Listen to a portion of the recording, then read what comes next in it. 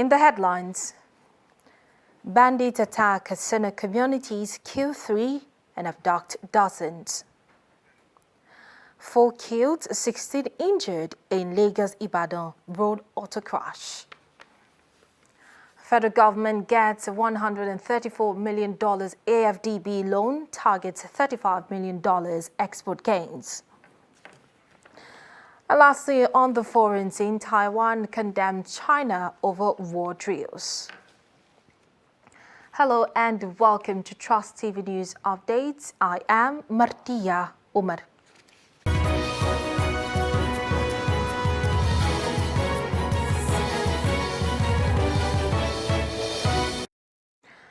Now the news in detail. The remains of 3 persons killed in Katsina State on Wednesday evening by suspected terrorists have been laid to rest. The deceased were attacked and killed at Dentoni village of Batagarawa local government area of Katsina State.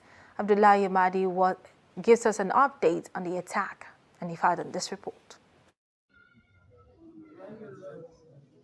All the 3 victims of Wednesday's attack in Katsina, Abdurrashid Abamana, Najib Tambaba, and Isiaku Isa Dansauni have been laid to rest. May his soul rest in peace. But Abdurrashid is my younger brother. He was from Kewa Primary School, where he was a classroom teacher. He was shot dead by suspected bandits because he resisted attempt to be abducted by the terrorists. A huge number of mourners have been trooping to the residences of the deceased to commiserate with them. This is the 3rd time my elder brother was attacked. Last year he was attacked twice at Dansauni village. They now attempted to abduct him, but he refused to cooperate. That is why they killed him. Sadly, a large number of people, including women and children who were abducted by the terrorists during the attack, remain in captivity. The terrorists have already started contacting families of the abductees, demanding for ransom. People here are worried that the terrorists were bold enough to launch an attack in a broad daylight. Even worse is that their locations were considered so close to the ancient city of Katsina, and yet the terrorists were not repelled by security operatives. We are seriously worried by the spread of insecurity. Look at it. The terrorists are advancing towards the city of Katsina. From this point, it's just a kilometer to Katsina city, but yet terrorists attacked this place in a broad daylight. Hundreds of people had fled Babaruga, Dansauni, and other neighboring villages to Katsina for the fear of another attack. Observers say it looks like security operatives are overwhelmed by incessant terrorist attacks in Katsina. Only recently, a police officer attached to Safana Division was abducted in Duzima, while another police officer just regained his freedom after paying 1 million naira as ransom. Also Wednesday night, the terrorists riding on over 30 motorcycles attacked Natsinta village and abducted over 12 people. Natsinta village is not more than 500 meters away from 35 Battalion of the Nigerian Army Natsinta Barracks, Katsina. Many people are losing hope in government's capacity to protect them from the terrorist attacks. Several calls and text messages put through to Public Relations Officer Katsina State Command SP Gambo Isa were not responded to. Abdullahi Ismayamadi, Trust Television News, Katsina. And 4 persons, including the traditional ruler, High Chief Mikaela Bello, has been abducted by gunmen on Thursday evening while traveling back from Akure, Ondo State capital, to Ikare Akoko. The incident was said to have occurred while the victims were traveling along the Agbo-Kpanu axis of Owo-Ikare Road. It was gathered that the driver of the vehicle conveying the victims tried to maneuver his way out but was shot while trying to escape from the gunmen, while the 4 victims were abducted and taken into the forest. The driver of the vehicle was said to have been hit on the head by bullets and is now receiving treatment at an undisclosed hospital in Owo. Confirming the incident, the State Police Public Relations Officer Funmilayo Dunlami said the detectives from the command have been combing the forest in the area to ensure the release of the victims alive. The Minister of Information, Lai Mohammed, on Thursday asked Google to block terrorist organization from YouTube. He made the request when a team from Google visited him in Abuja. Mohammed, who noted that Google is a platform of choice for IPOB, a proscribed terrorist group, implored the tech giant to deny IPOB the use of its platform for its act of violence and destabilization. He said Nigerians are among the most vibrant social media users in the world, with over 100 million internet users in the country, and that internet platforms such as Google, Facebook, TikTok, Twitter, and WhatsApp enable Nigerians to interact, share ideas, earn a living, and participate in social and political affairs. In his remarks, Google Regional Director, Sub-Saharan Africa, Government Affairs and Public Policy, Charles Morito, said the platform has introduced a program called Trusted Flaggers for the citizens trained to track and engage with online content in order to flag content of serious concern. The Abuja residents have urged the National Broadcasting Commission to rescind its recent decision imposing fines on Trust TV and other media outlets. The broadcast regulator had come under intense condemnation for penalizing Trust TV for airing a documentary that highlighted the origins of banditry and plight of its victims. The report. The government had accused Trust TV and other media outlets caught up in the NBC fine of glorifying bandits and terrorists. The residents believe government's action through the NBC amounts to gagging the media. I feel it's not really fair because actually you guys are doing your job. It's called investigative journalism. So basically, you have to, at least it's done within the confines. It's not like any tips have been given to them. You're just trying to give, the government heads up that, okay, this is what's going on, this is what's in their mind and everything. So I think it's not fair. My opinion, I don't think it's fair. I think they should look into that documentary and extract vital information from there. Because to get documentary, that means that is like investigative journalism. You have investigated and you discover something, you are documenting it. They should actually be encouraged, they should actually be applauded for doing such. It shouldn't lead to giving them, penalizing them. You understand? This is what even I believe the government is supposed to do. Generally speaking, I don't see anything being fair there, because letting the citizen of this country to know what is happening about the banditry is something that everybody will embrace it.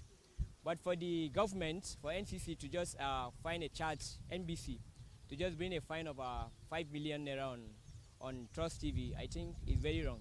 It's not encouraging. Therefore, they want government to reverse the decision. I don't think it's fair because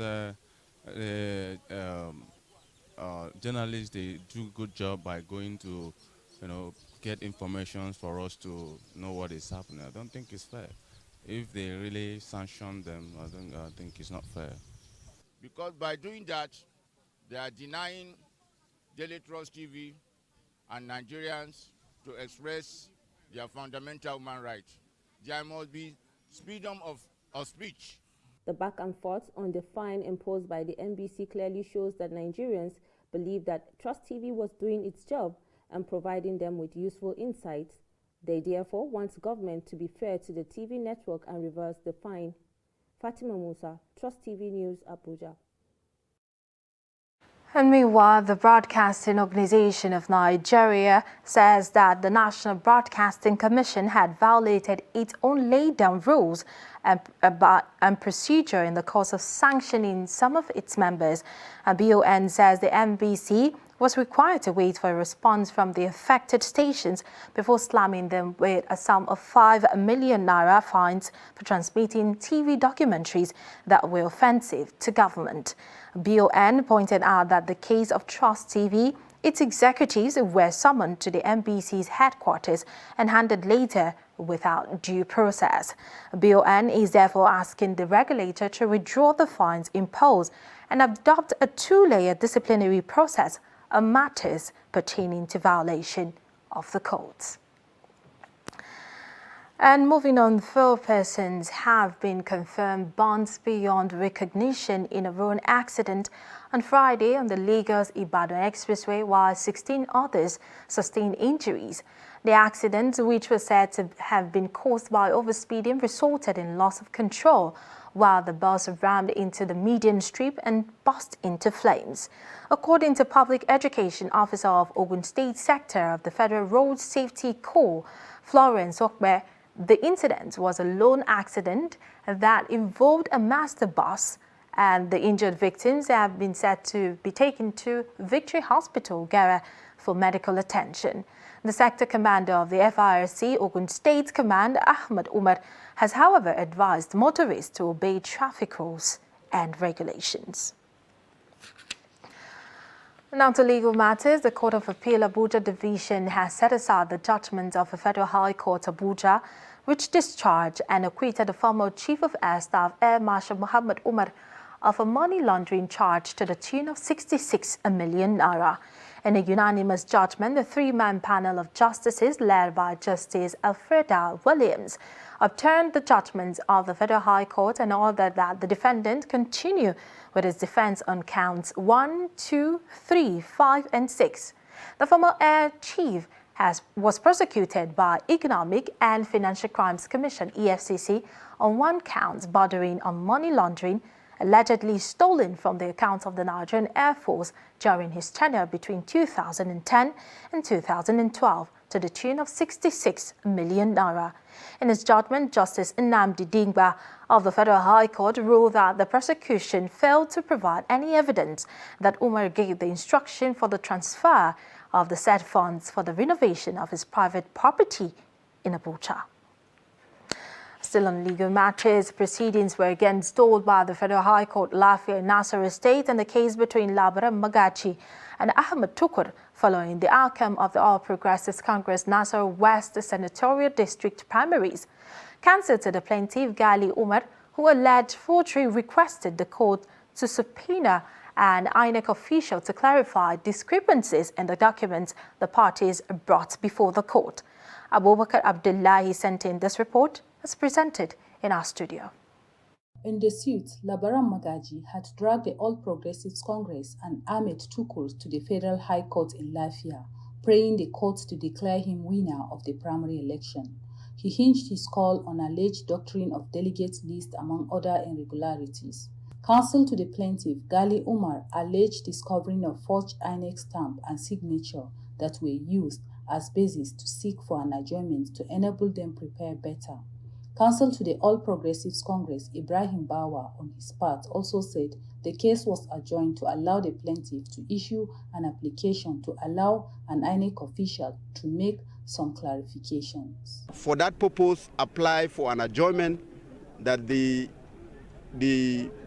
certifying officer, Omale Samuel, should be sufficient to court so that to clarify the discrepancy, because there will be no 2 processes at the same time with different signatures. That INEC should be subpoenaed.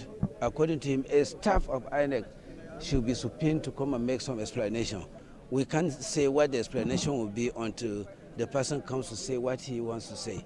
After listening to both parties, Justice Nahizina Afolabi granted the application of the plaintiff to allow them present the witness from INEC to court in the next adjourned date to clarify the controversies raised by the plaintiff and adjourn the matter to 31st August. In an interview, the plaintiff, Labaran Magaji, who was in court, reinstated his trust in the judiciary as the last hope of the common man, adding that he is in politics to sanitize the system. Because we need to sanitize the system, and that is the essence of us being in politics, to make sure we wipe out those with criminal tendencies in our political system, so that Nigeria will be better for it.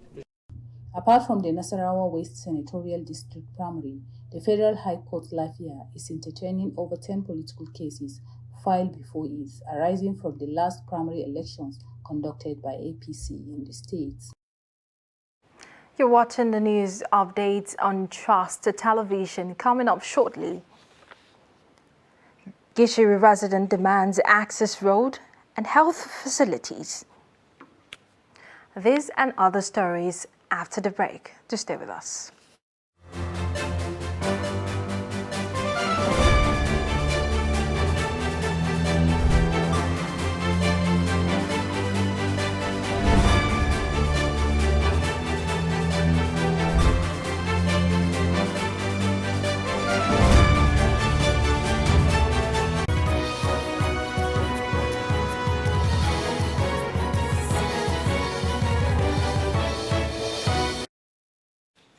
Welcome back. You're watching Trust TV News Updates. But before we proceed, a reminder of our top stories.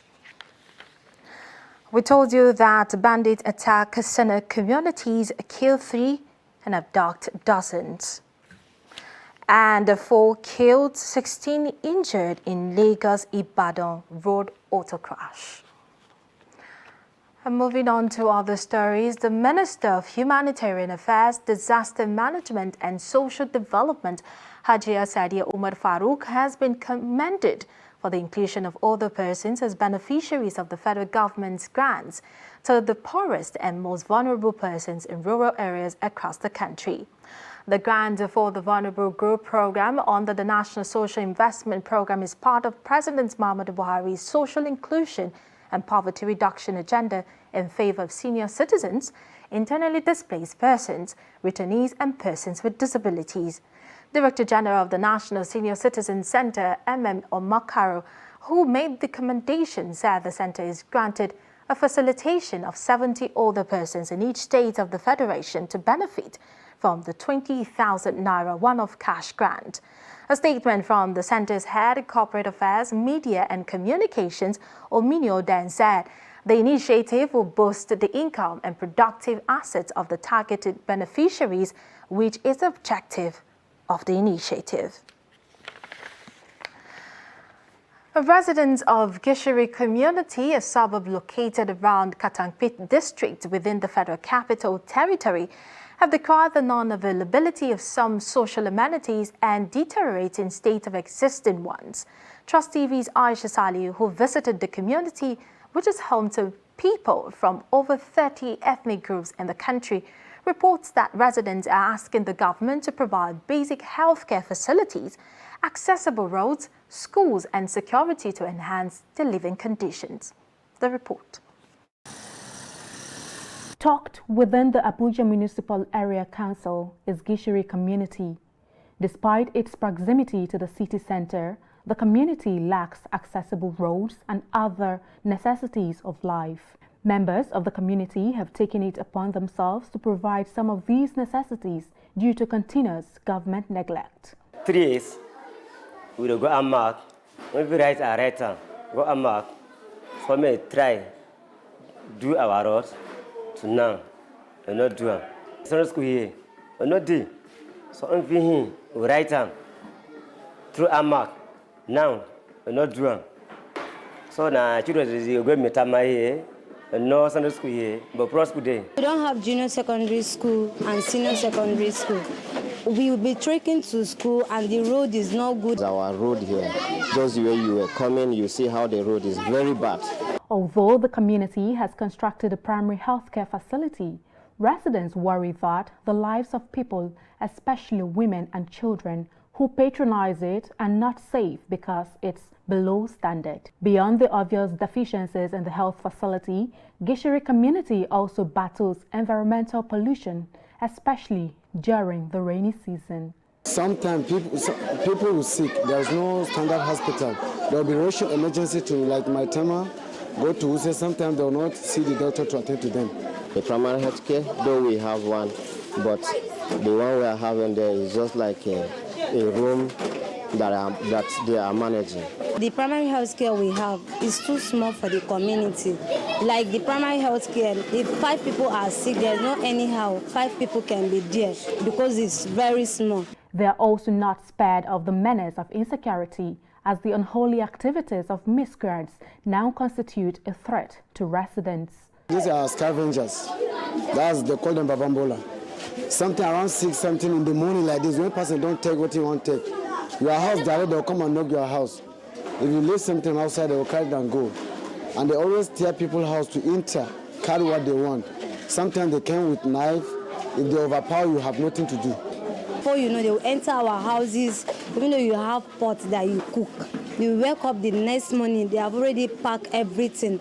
Calls continue to inundate the Federal Capital Territory Administration through the Abuja Municipal Area Council office to take into cognizance the lack of basic amenities that are necessities for human existence. We want government to help us for the security. Sensitization so that people will come and sensitize people on how to keep their environment clean. Aisha Salihu, Trust TV News, Abuja. A naval personnel attached to the Forward Operating Base FOB Badagry, Lagos, have fought attempts by some criminals to smuggle 351 bags of foreign rice worth millions of naira into the country through the Badagry-Port Novo waterways. Also, 40 packs of cannabis sativa weighing 21 kilograms were seized in the Badagry area of the state. The recovered contrabands were handed over to the NDLEA and the Nigerian Customs Service, where the commanding officer FOB said no arrest was made as the suspects fled on sighting the naval patrol team. They attributed the seizure to an attestation of the synergy among the Navy, Customs, Army, and the NDLEA. The former Inspector General of Police, Mustapha Balogun, also known as Tafa Balogun, died at Reddington Hospital in Lagos on Friday. Balogun who was the Inspector General of Police during the administration of former President Olusegun Obasanjo, was appointed in March 2002. He was the IGP between 2002 and 2005 before he was forced into submitting his later resignation to former President Obasanjo following widespread allegations of corruption against him. Prior to that time, Balogun was police commissioner in Delta, Rivers, and Abia states. He was also an Assistant Inspector General of Police, AIG, in charge of Zone 1, Kano. And meanwhile, President Muhammadu Buhari says former Inspector General of Police IGP Mustapha Balogun, popularly known as Tafa, did his utmost to ensure that the police perform its statutory responsibilities under democratic dispensation. A statement issued on Friday by Special Advisor to the President on Media and Publicity, Femi Adesina, says Tafa Balogun's penchant for boosting the morale of officers and men in the force during his tenure as IGP has been acknowledged by those who served under him. The President therefore commiserated with family, friends and associates of the former Inspector General and the Nigerian Police Force, an institution Balogun spent the better part of his life serving. He prayed for a peaceful repose of the soul of the deceased police chief. And in business news, President Muhammadu Buhari said that the rapid integration of solar power into the country's energy mix will lead to an increase in electricity access to underserved and unserved communities. To this end, Nigeria has secured a $1.5 billion loan from the U.S. Exim Bank to deliver solar power infrastructure in 10 different locations in the country. The president has promised that the federal government would remain committed to collaborating with the private sector in improving energy access, creating job and industrial development. In a related development, the African Development Bank has approved a $134 million facility to scale up food production in Nigeria. The AFDB loan facility will be used to fund part of the implementation of the National Strategy for Wheat Self-Sufficiency. And the Minister of Agriculture and Rural Development, Mohammed Mahmoud, explained that the initiative will intensify wheat production in 14 states with an expected output of 750,000 metric tons of wheat. We do have very robust collaboration with state government. I mentioned a number of projects here that we are working with the state government. And one of the things first is to allow the state to even express interest. No one is shoving anything down somebody's throat. Are you interested in NLTP?